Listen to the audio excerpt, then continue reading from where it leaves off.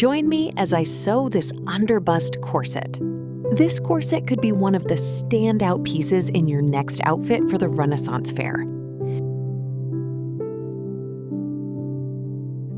To sew this corset, I'm going to use the Eowyn corset pattern, which originally comes with written instructions and has two versions.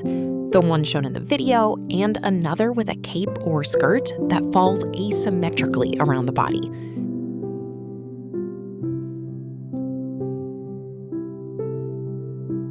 It's a design you can wear over another skirt to create a really cool color contrast.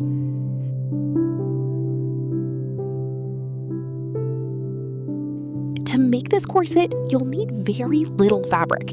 In fact, I'm using the scraps left over from my Melisandre dress.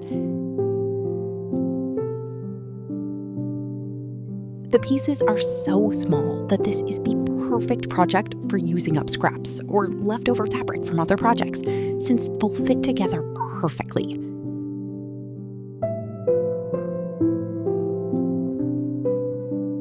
I'm going to sew this corset out of velvet. The fabric itself is kind of stiff, so I'm not going to add interfacing, but you could easily add some to all the outer pieces of the corset.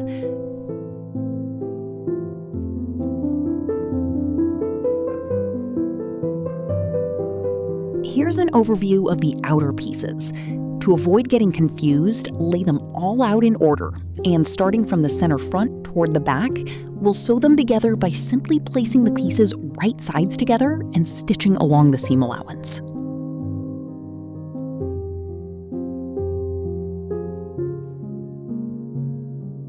You'll need to press all the seams toward the side, because later we'll use the seam allowance itself to create the channels for inserting the boning.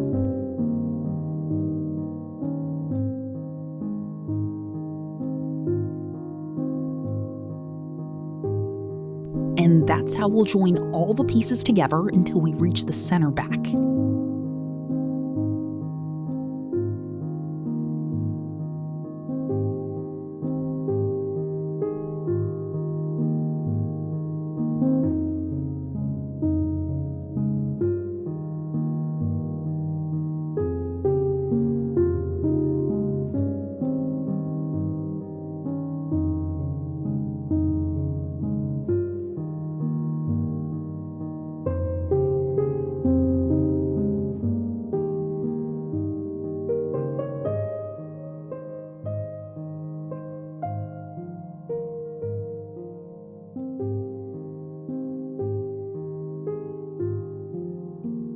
Once we have the right side and the left side, we'll place both pieces right sides together and sew along the seam allowance at the center back. In this case, we'll press the seam open, and to ensure symmetry, we'll insert a boning rod on each side.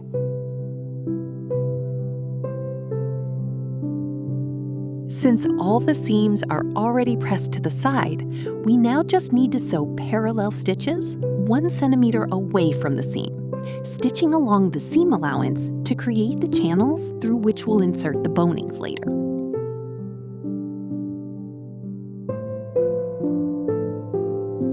If your boning is 0.8 or 1 centimeter wide, a channel width of 1 or 1.2 centimeters is a good size.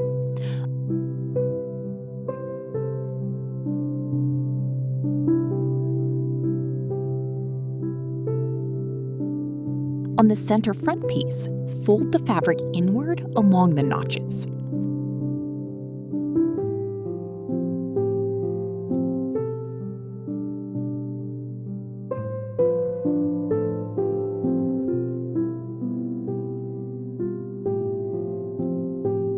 We'll repeat the process we just used to make the outer corset for the lining. The only difference is that the center front piece is different between the outer layer and the lining.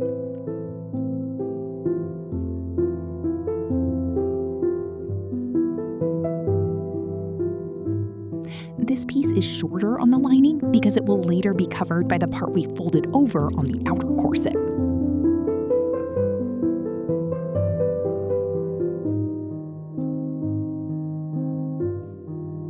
but we'll leave that for later. For now, let's insert the boning into the channels. Cut each boning piece to the length required for each channel, keeping in mind that there must be a 1 centimeter gap both above and below.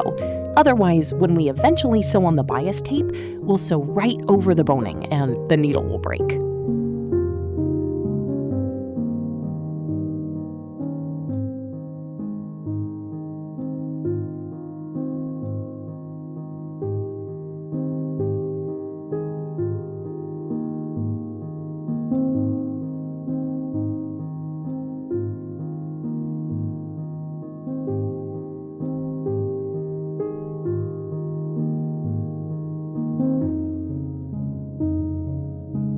Place the lining and the outer corset wrong sides together and base the entire outline of the lining so it's securely held in place.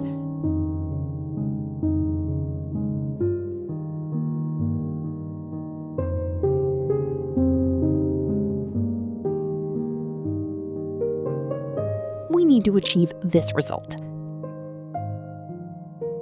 And to do so, we'll fold the center front over the lining.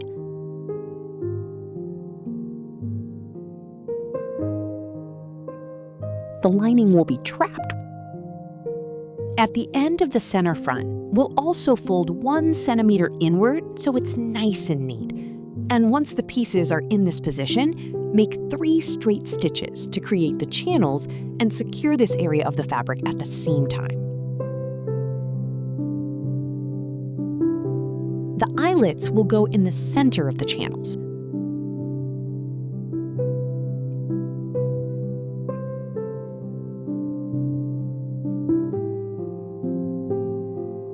All that's left is to attach a bias cut tape, or you can use store-bought ones, around the top and bottom edges of the corset.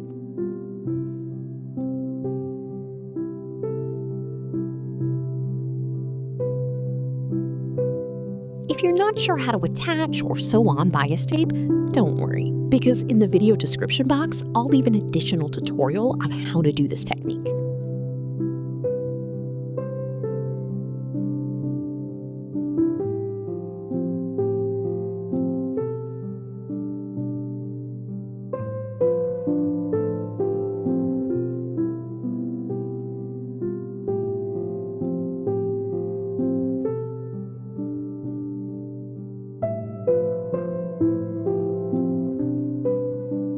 Finally, you'll attach the eyelets to the center front of the corset.